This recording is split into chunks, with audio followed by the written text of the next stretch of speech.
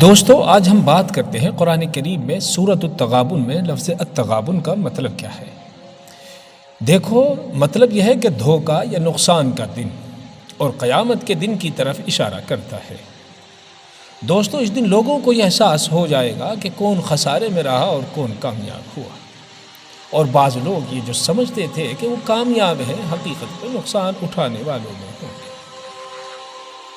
قیامت کے دن کا سب سے زیادہ تکلیف دہ لمحہ یہ ہوگا کہ آپ اپنے پیاروں جیسے بیٹے، والد یا والدہ کو جن سے آپ بہت محبت کرتے ہیں ایک بھی نیکی نہیں دے سکیں گے، لیکن دوسروں کی طرف آپ کو مجبوراً وہ نیکیاں کسی ایسے شخص کو دینی پڑیں گی جیسے آپ نے دنیا میں ناپسند کیا تھا، جس کے بارے میں آپ نے غیبت کی تھی، برا بھلا کہا تھا، گالی دی تھی، اسے غلط نام سے پکارا تھا، اسے یوم التغابن کہا جاتا ہے۔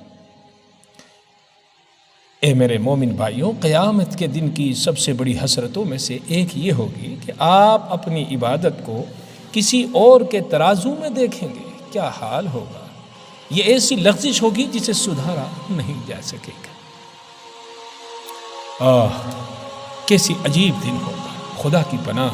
اے اللہ ہماری زبانوں کو غیبت، چغل خوری سے بچا لیجیے، ہمیں اپنے بندوں پر ظلم کرنے سے محفوظ فرما لیں۔